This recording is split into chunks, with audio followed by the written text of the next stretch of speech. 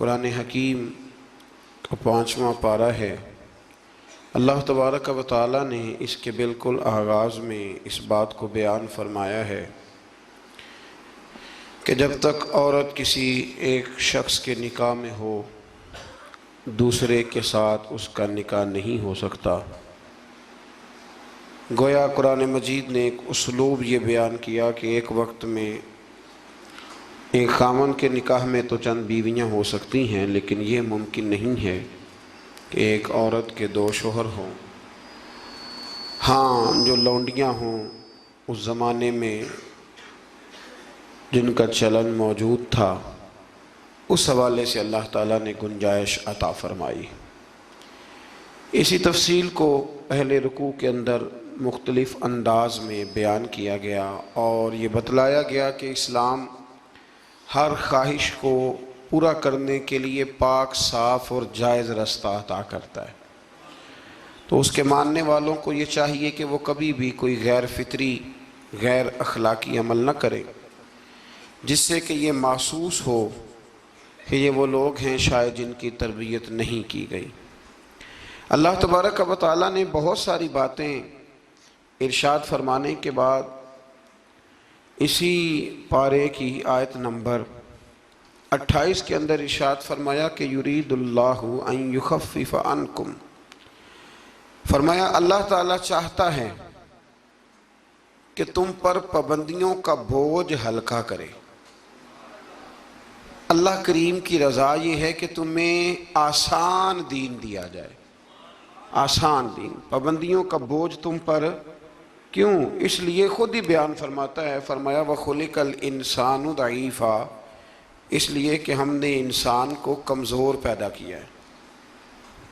رب فرماتے ہیں کہ میں نے چونکہ پیدا کیا ہے تو میں اس کی صلاحیتوں کو جانتا ہوں، تو میں اسے کوئی ایسی شریعت نہیں دوں گا، کوئی ایسا دین نہیں دوں گا، مسلمانوں تم پر کوئی ایسا بوجھ نہیں ڈالا جائے گا جو تم سے اٹھایا نہ جا سکے۔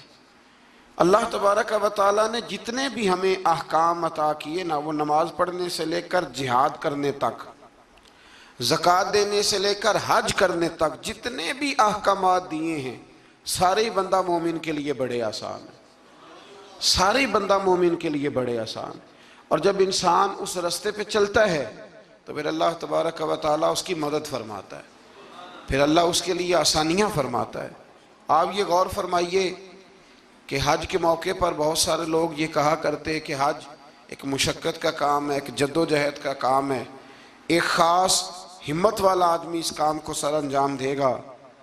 لیکن آپ نے یہ بھی بڑی باریکی سے ملاحظہ فرمایا ہوگا کہ بڑے ضعیف العمر لوگ حج کرنے جاتے ہیں، کمزور لوگ حج کرنے جاتے ہیں، لیکن ایسا کبھی نہیں ہوا کہ کوئی یہ کہے کہ حج کی مشقت کے رستے میں کسی کا انتقال ہو گیا۔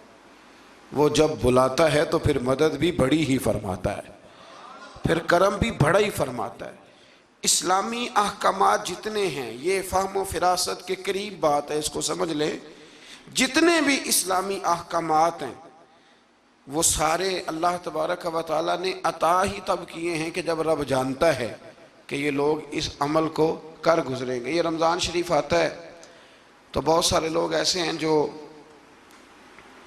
کہتے ہیں جی ہم مزدوری کرتے ہیں، غریب لوگ ہیں، ہمارے لیے بڑی دشواریاں ہیں، ہمیں جد و جہد کرنی پڑتی ہے، تو روزہ رکھنا ہمارے لیے بڑا دشوار ہے۔ تو کوئی بیچ میں سے ایسا رستہ نکل آئے کہ جس رستے سے ہم بچ جائیں، تو میں کہا کرتا ہوں کہ اتنی سخت مزدوری آج کا کوئی بندہ بھی نہیں کرتا جتنی عرب کے مزدور سخت مزدوری کیا کرتے تھے۔ کوئی پہاڑ نہیں توڑتا، کوئی آدمی ایسا نہیں ہے کہ جو چکی اس طرح سخت انداز میں پیستا ہو، کوئی بھی وہ کٹھن کام نہیں جو اہل عرب کرتے تھے۔ لیکن جناب بلال حبشی نے کبھی کوئی روزہ بھی نہیں چھوڑا۔ حضرت سلمان فارسی رضی اللہ تعالیٰ عنہ کی آپ ساری سیرہ مبارکہ پڑھ لیں، اپنے روزمرہ کے معاملات کے باوجود، ایک تو ہے رمضان المبارک، علاوہ رمضان کے بھی ان کی جو نفلی عبادات ہوتی تھی وہ بھی ایک بہت بڑا مقام رکھتی۔ تو بلا وجہ لوگ پریشان ہو جاتے ہیں، اور ہمارے زمانے میں تو کانوں کو ہاتھ لگا لگا کے لوگ کہتے ہیں کہ او ہو معاذ اللہ جی بڑا مشکل ہے دین پہ عمل کرنا، بڑا مشکل ہے۔ وجہ صرف اتنی ہے کہ کوشش نہیں کرتے، توجہ نہیں کرتے، جس کو یہ اپنے لیے آسان سمجھ رہے ہوتے ہیں وہ کام ان کے لیے مشکل ہوتا ہے، اور جو چیزیں اللہ نے آسان کر دی ہیں وہ بہرحال آسان ہوتی ہیں۔ پھر تھوڑا آگے جائیں گے تو اللہ کریم نے اسی پارے میں ارشاد فرمایا کہ ایک دوسرے کا مال ناجائز طریقے سے نہ کھاؤ۔ ہاں، تجارت کرو باہمی رضامندی کے ساتھ، ایک دوسرے کے ساتھ لین دین کرو تو اچھے طریقے سے کرو، ناجائز طریقے سے کسی کا مال نہ کھاؤ۔ اس کی تفسیر میں ایک حدیث ہے مسند امام احمد بن حنبل میں، نبی کریم صلی اللہ علیہ وسلم نے فرمایا کہ جس شخص نے ناجائز طریقے سے مال کمایا ہے نا، یہ اسی کا تھا، اسی کا نصیب تھا، جس نے کما لیا اسی کا تھا، لیکن حضور فرمانے لگے اس نے جلدی کی ہے، اگر یہ تھوڑا انتظار کرتا تو اللہ یہی مال اسے جائز طریقے سے عطا فرما دیتا۔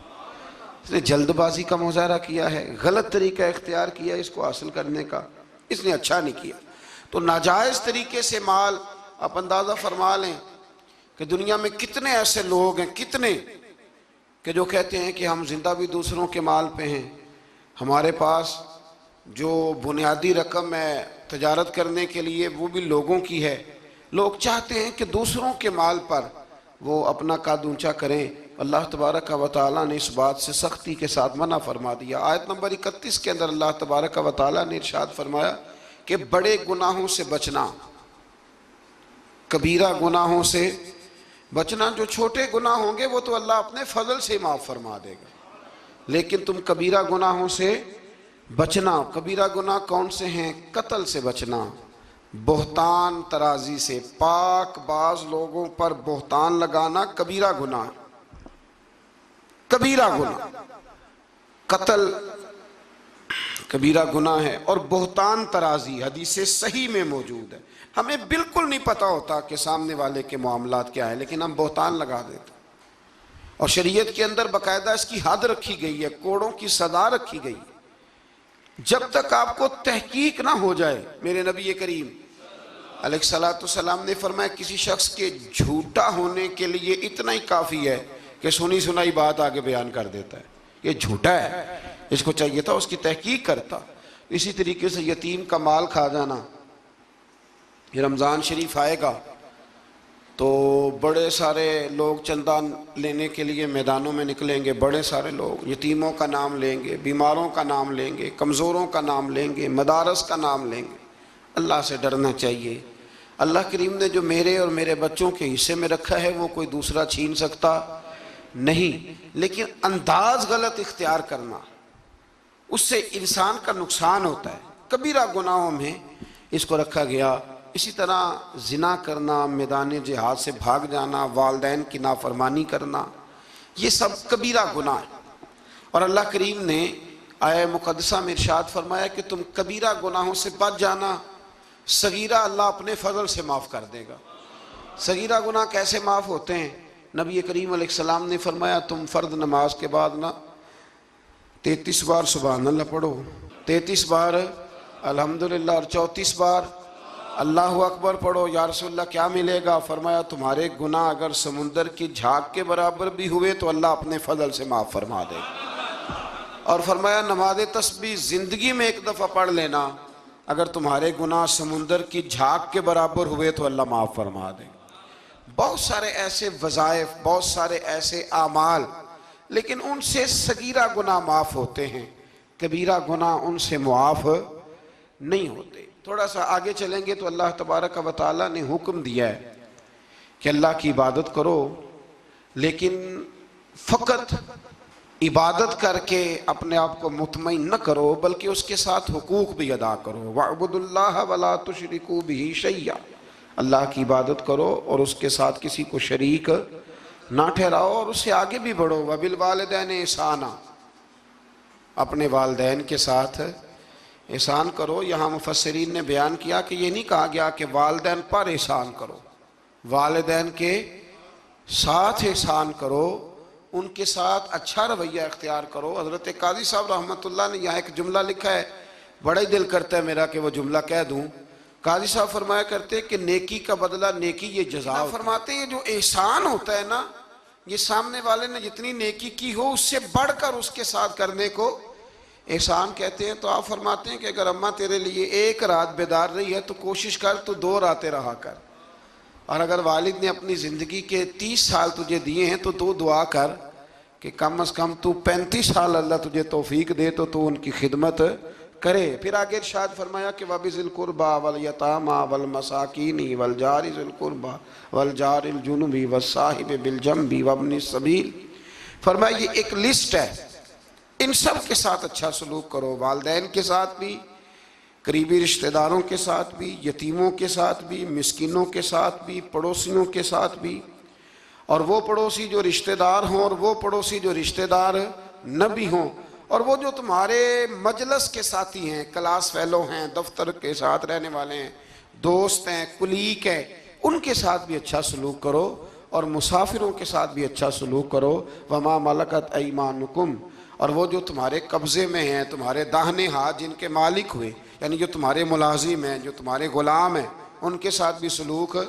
اور ہمارا سارا جو غصہ ہے وہ نکلتا ہی ملازموں پہ ہے، سارا غصہ ملازموں پہ نکلتا ہے۔ خدا نہ کرے کوئی ایسا وقت آئے، ورنہ لوگ کیا کرتے ہیں کہ جو غصہ کسی اور کا ہوتا ہے وہ بھی جانے کس عمر میں جائے گی یہ عادت میری، روٹھنا اس سے تو غیروں سے الجھتے پھرنا، یعنی غصہ کسی اور کا اور نکل۔ حضرت صدر الشریعہ رحمۃ اللہ علیہ صاحب بہار شریعت فرمایا کرتے تھے کہ جو ٹیچر ہے نا پڑھاتا ہے، اور جب غصے کی حالت میں ہو تو کلاس میں نہ آیا کرے، ایسا نہ ہو کہ بیگم صاحبہ کا غصہ بھی بچوں پہ نکال کے چلا جائے، وہ کلاس میں نہ آئے، وہ جب اپنے مزاج کو معتدل پائے تو پھر وہ کلاس میں آئے۔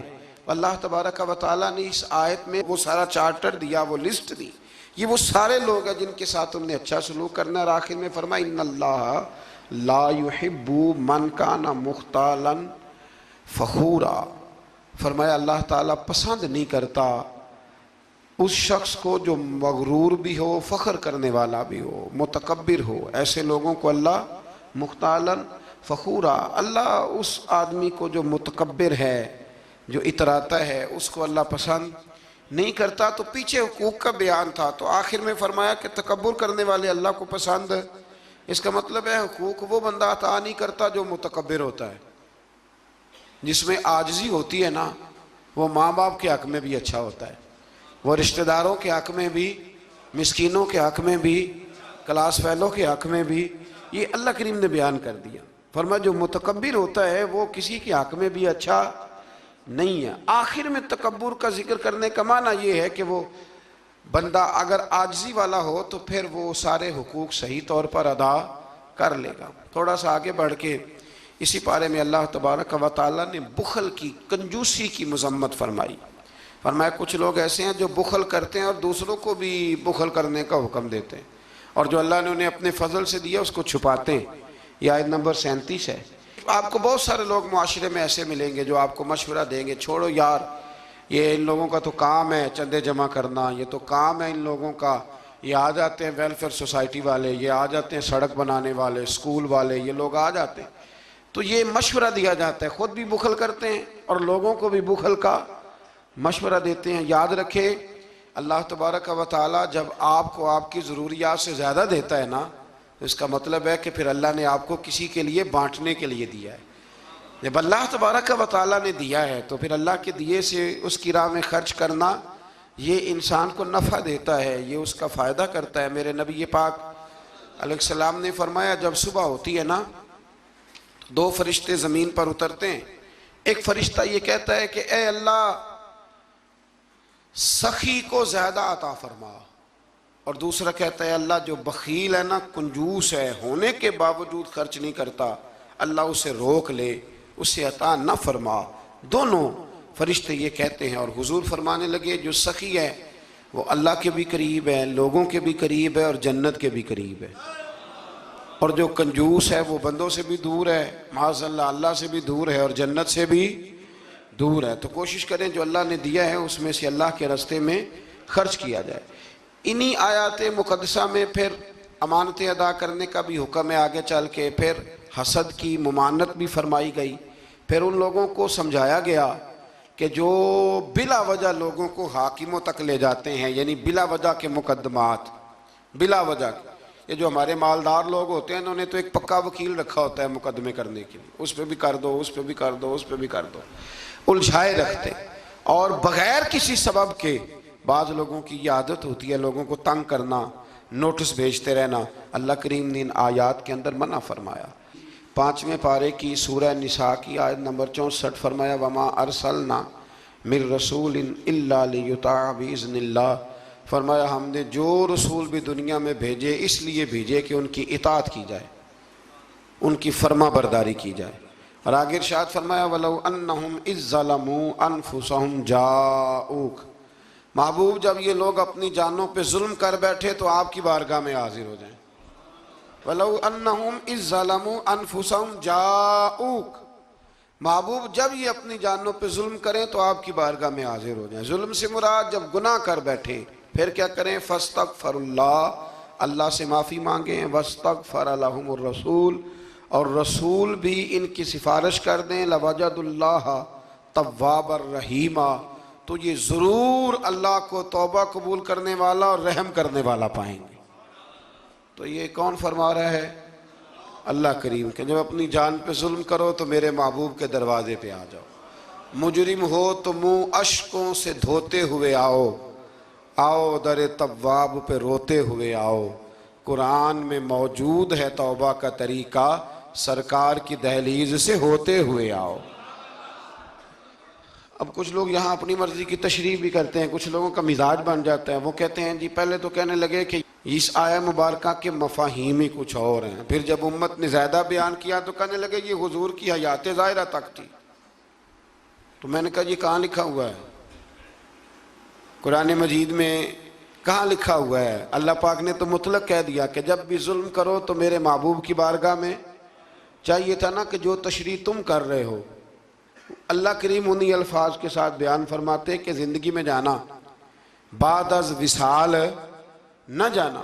تو جب اللہ کریم نے اس حکم کو مطلق رکھا، مسند امام احمد بن حنبل میں حدیث ہے، خلیفہ عبد الملک بن مروان کہتا ہے کہ میں رات کے وقت نہ نبی کریم علیہ السلام کے روضہ اطہر کی طرف نکلا تو میں نے ایک شخص کو نا حضور کی قبر انور پر لیٹے ہوئے دیکھا، اور کس طرح لیٹے تھے کہ اپنے رخسار نبی پاک علیہ السلام کی قبر کے ساتھ وہ رگڑ رہے تھے۔ تو کہتے میں نے ان کو ٹھوکر ماری، میں نے کہا تمہیں پتہ ہے تم کیا کر رہے ہو؟ کہتے ہیں جب انہوں نے چہرہ اٹھایا تو میں حیران ہی ہو گیا کہ وہ عام آدمی نہیں، وہ تو حضرت ابو ایوب انصاری ہیں، اور کہنے لگے مجھے پتہ ہے میں کیا کر رہا ہوں، میں کسی بت اور پتھر کے پاس نہیں آیا، میں اپنے رسول کے پاس حاضر ہوا۔ حضرت ابو ایوب انصاری، یہ انداز دیا ہے ہمیں صحابہ نے۔ حضرت مولا کائنات شیر خدا علی المرتضیٰ رضی اللہ تعالیٰ عنہ فرماتے ہیں حضور کے وصال کو تیسرا دن تھا، بڑی تکلیف تھی، بڑا غم تھا، دکھ ابھی تازہ تھا، میں حضور کی قبر انور سے تھوڑے سے فاصلے پر بیٹھا تھا، امام قرطبی نے اس کو لکھا ہے۔ تو کہتے ہیں ایک شخص آیا اور مجھ سے آ کے پوچھتا ہے کہ نبی پاک علیہ السلام کہاں ہیں؟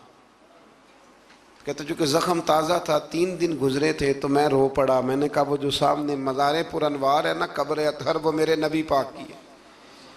تو کہتے ہیں وہ حضور کی بارگاہ میں آیا اور اس نے مٹی اٹھا کے اپنے سر پہ ڈالی، عرض کرنے لگا یا رسول اللہ صلی اللہ علیہ وسلم، رب فرماتا ہے ظلم کر لو تو میرے محبوب کی بارگاہ میں آؤ، تو میں تو آ گیا ہوں، مجھ سے غلطی ہو گئی، بھول گیا تو حضور میں آ گیا ہوں، تو آپ نے پردہ کر لیا، میں کدھر جاؤں؟ حضرت علی فرماتے ہیں وہ اس درد سے رویا کہ میں بھی رو پڑا۔ آپ فرماتے ہیں مجھے اللہ کی عزت کی قسم میں نے اپنے کانوں سے سنا حضور کی قبر انور کے اندر سے آواز آئی، او اعرابی چلا جا، اللہ نے تیرے سارے گناہ معاف فرما دیے۔ مجرم ہو تو منہ اشکوں سے دھوتے ہوئے آؤ، آؤ در تواب پہ روتے ہوئے آؤ۔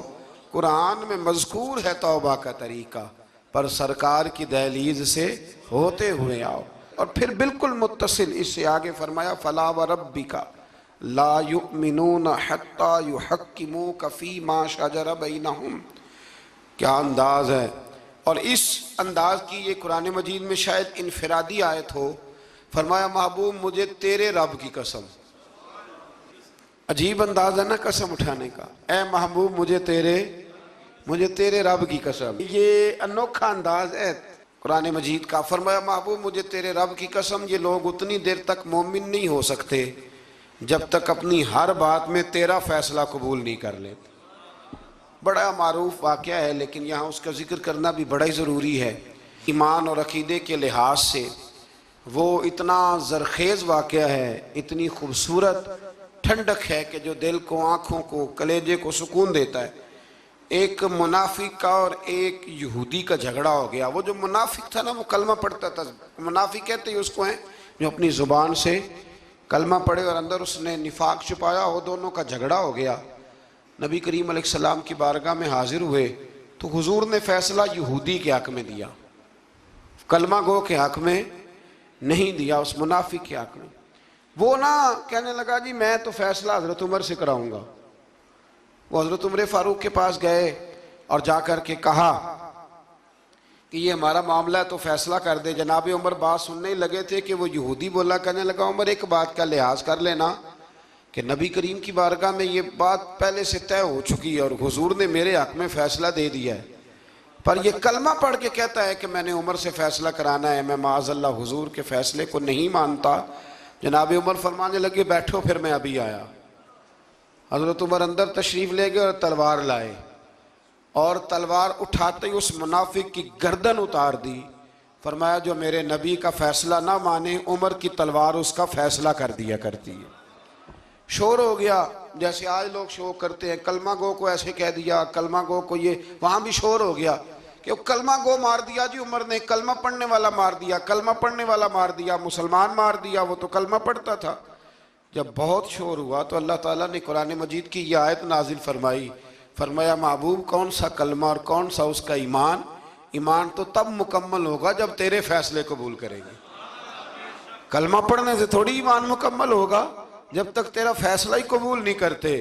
تو جس کا رب ہی ایمان قبول نہ کرے، لوگوں کو کیا ضرورت ہے شور کرنے کی کہ بڑا ایمان والا ہے، اللہ ہی جس کا ایمان قبول نہ کرے۔ تو میرے عزیز دوستو، اللہ تبارک و تعالیٰ نے آگے چل کے پھر اس گروہ کا ذکر بھی اسی سورہ مبارکہ میں اور اسی پارے میں بیان فرمایا جس گروہ کے رستے پر چلنے کی ہم ہر نماز میں دعا مانگتے ہیں، انعم اللہ علیہم من النبیین والصدیقین والشہداء والصالحین۔ فرمایا وہ جو تم ہر نماز میں کہتے ہو نا صراط الذین انعمت علیہم، تو انعام یافتہ لوگ اس سورہ مبارکہ نے آیت نمبر 69 میں بیان کیے۔ فرمایا وہ انبیاء ہیں، صدیقین ہیں، شہداء ہیں، صالحین ہیں، اور انداز دیکھیے کتنا شاندار ہے قرآن کا۔ فرمایا وَحَسُنَ أُولَئِكَ رَفِيقًا، فرمایا یہ کتنے اچھے ساتھی ہیں، وَحَسُنَ کتنے حسین دوست ہیں، ان سے دوستی کرو، ان سے دوستی، یہ بڑے حسین لوگ ہیں، بڑے حسین انبیاء، صدیقین، شہداء اور صالحین۔ تو اللہ تبارک و تعالیٰ نے پھر طاغوت کے رستے پر چلنے سے منع فرمایا اور اپنے رستے پر چلنے کا حکم دیا۔ ایک آیہ کریمہ اور پڑھتا ہوں اور بات کو سمیٹتے ہیں۔ اسی قرآن مجید کی سورہ نساء میں اسی پارے میں آیت نمبر 82 میں اللہ کریم نے قرآن کی، اسلام کی اور دین کی ایک اور صداقت کو بیان کیا۔ فرمایا افلا یتدبرون القرآن، کیا یہ لوگ قرآن میں غور نہیں کرتے، تدبر نہیں کرتے، توجہ نہیں کرتے قرآن میں۔ فرمایا وَلَوْ كَانَ مِنْ عِنْدِ غَيْرِ اللَّهِ، اگر یہ اللہ کے علاوہ کسی اور کی طرف سے ہوتا لَوَجَدُوا فِيهِ اختلافاً كَثِيرًا، تو یہ اس میں بڑا سخت اختلاف پاتے، یہ اس میں پاتے کہ بہت ساری جگہوں پہ متضاد باتیں ہیں، کہیں کچھ کہا جا رہا ہے اور کہیں کچھ کہا جا رہا ہے۔ قرآن مجید ایک دم نہیں آیا، جو کتاب ایک دم لکھی جاتی ہے نا اس میں اختلاف نہیں ہوتا، 23 سالوں میں آیا ہے۔ لیکن جو بات پہلے دن بیان ہو رہی تھی غار حراء میں، آخری دن حجۃ الوداع میں بھی وہی بات بیان ہو رہی ہے، تو سمجھ لیں کہ جب 23 سالوں کے اندر ایک جملے کا، ایک فکرے کا تضاد قرآن میں نہیں آیا تو پھر یہ کسی غیر کا کلام نہیں، یہ اللہ ہی کا کلام ہے۔ تو قرآن مجید میں الحمد سے لے کر والناس تک کسی بات میں کوئی تضاد نہیں۔ آج بھی کئی کتابیں بڑے بڑے زبردست لوگ لکھتے ہیں، بڑے بڑے اچھے ادیب لکھتے ہیں، بڑے بہترین صاف ستھرے قلم والے لوگ جن کو شستہ لکھنا آتا ہے، صاف ستھرا لکھتے ہیں، شعر و شاعری سے ان کا اچھا شغف ہوتا ہے، لیکن ان کے نظریے کی کئی دفعہ سمجھ نہیں آتی، پہلے صفحے پہ کچھ اور کہہ رہے ہوتے ہیں، بیچ میں جا کے وہ لفظوں کا ہیر پھیر تو ٹھیک ہوتا ہے لیکن جملوں کی کوئی ترتیب نہیں ہوتی۔ بڑے بڑے عمدہ لوگ آپ کو ملیں گے کہ ان کی باتوں میں تضاد ہوتا ہے، گفتگو کے اندر بہت ساری چیزیں آپ کو ایسی مل جاتی ہیں، کیونکہ کمزور ہے نا، انسان ہے، انسان کبھی کچھ کہتا ہے اور کبھی کچھ کہتا ہے۔ اس لیے انسان کی اور رب کریم کی تخلیق اور گفتگو میں بڑا فرق ہے۔ حضرت حکیم الامت مفتی احمد یار خان صاحب نعیمی رحمۃ اللہ علیہ نے یہاں ایک بات بڑی شاندار بیان فرمائی۔ آپ فرماتے ہیں کہ انسان نے ٹرین تو بنا لی ہے پر کوئی انسان چیونٹی نہیں بنا سکا۔ ٹرین بڑی ہوتی ہے نا، بلکہ بہت بڑی ہوتی ہے، اور چیونٹی اس کے مقابلے میں چھوٹی ہوتی ہے، تو فرماتے ہیں کہ ٹرین بنا لی ہے پر آج تک کوئی بندہ چیونٹی، فرمانے لگے بڑے بڑے اس نے بلب بنا لیے، لائٹیں بنا لی، بڑا کچھ کر لیا، پر جگنو بنا سکا؟ جگنو بڑا چھوٹا ہوتا ہے، تو اس نے بڑا کچھ بنا لیا ہے پر جگنو نہیں بنا سکا۔ تو سمجھ میں یہ بات آتی ہے، شعور میں یہ بات بیٹھتی ہے کہ اللہ کی تخلیق صرف اللہ ہی کی ہے۔ کسی بندے کی تخلیق، حالانکہ وہ بھی اللہ کی دی ہوئی عقل سے کچھ تخلیق کرتا ہے، اگر کرتا ہے اللہ کے دی ہوئی طاقت سے کرتا ہے، لیکن رب کریم کی تخلیق کے قریب قریب بھی کوئی چیز جا سکتی۔ تو اگر ہمیں بندوں کا کلام بڑا فائدہ دیتا ہے، حضرت میاں محمد بخش صاحب رحمۃ اللہ علیہ کا کلام پڑھا جائے، چونکہ ہمیں سمجھ آتی ہے تو اس کا سحر طاری ہو جاتا ہے۔ اسی طریقے سے اگر کوئی اچھا باعمل عالم گفتگو کرے تو دل پہ بات اثر کرتی ہے، اور میرے رسول کریم اگر کلام فرمائیں تو حضرت انس بن مالک فرماتے ہیں حضور گفتگو کرتے تھے قیامت کے بارے میں تو لگتا تھا اٹھ کے باہر جائیں گے تو قیامت آ جائے گی۔ تو یہ ساری باتیں اگر اثر رکھتی ہیں تو پھر بتائیے اللہ کا قرآن کتنا اثر رکھتا ہے۔ اس میں تدبر کریں، اس میں غور کریں، اس میں فکر کریں، تو انشاءاللہ اللہ تبارک و تعالیٰ بہت سارے راستے آسان کرے گا۔ اللہ سمجھنے کی توفیق عطا فرمائے۔ آخر دعوانا